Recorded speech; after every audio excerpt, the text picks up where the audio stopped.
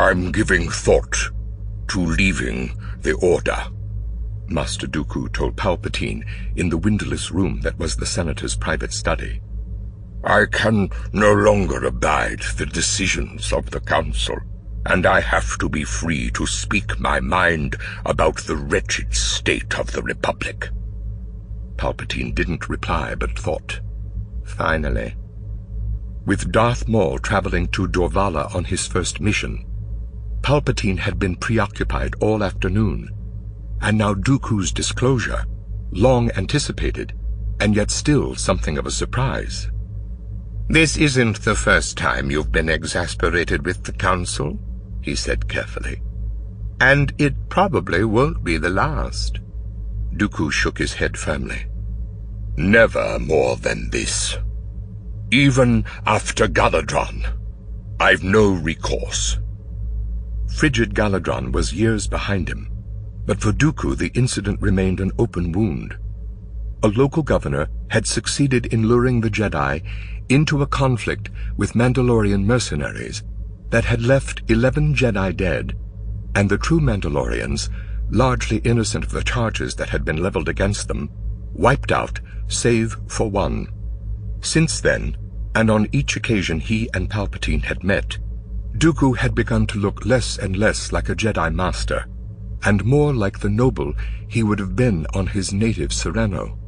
Meticulously groomed, he carried himself like an aristocrat, affecting tailored tunics and trousers, and a velvety black cloak that gave him a dashing theatrical look. His slightly curved lightsaber hilt, too, might have been a prop, though he was known to be one of the Order's most skilled duelists. And behind a mask of arrogant civility, Palpatine knew him to be capable of great cruelty. By request from the Senate, Dooku went on, the Council dispatched several Jedi to Baltizar, and my former Padawan somehow succeeded in accompanying them. Palpatine nodded soberly. I know something of that. Baltazar's senator petitioned for help in fending off attacks by the Bando Gora. Sadistic abductors and assassins, Dooku said in anger. Military action was called for, not Jedi intercession. But no matter. The Council complied with the request, and now Comare Voza and the others are believed to be dead. Palpatine raised an eyebrow. The young woman who became infatuated with you? The same, Dooku said quietly. At Galadran, she fought brutally against the Mandalorians, almost as if in an attempt to impress me. As a result, I told the Council that she wasn't ready for the trials and Jedi knighthood, compounding their initial error in dispatching Jedi. Master Yoda and the rest have refused to send reinforcements to search for survivors. Palpatine considered it. If Baltazar was meant to be another attempt to impress you, all Comare Voza did was prove that you were right about her all along. Dooku regarded him. Perhaps, but the failure is mine. He ran a hand over his short beard. As skilled as I am with the lightsaber, I've turned out to be an ineffectual teacher. Master Qui-Gon Jinn has become a solitary and secretive rogue. And now Voza, he snorted. I declined to be a member of the Council in order to devote myself to diplomacy, and look how that has turned out. The Republic is sliding deeper into chaos. You're one man against a galaxy full of scoundrels, Palpatine said. Dooku's eyes flashed. One man should be able to make a difference if he is powerful enough. Palpatine let the silence linger. You would claim the title of Count of Sereno? By right of birth. My family is agreeable. Now it's simply a matter of informing the High Council. Has anyone ever left the Order? 19 before me. Have you shared your discontent with any of them? Only Master Sifo-Dyas. Of course. Dooku looked up. He worries that I'm going to do something rash. Leaving the Order isn't rash enough. He fears that I will denounce the Council openly and reveal how divided its members are about answering to the Senate. He looked Palpatine in the eye. I've half a mind to join your cause. Palpatine touched his chest. My cause? Dooku adopted a sly smile. I understand politics, my friend.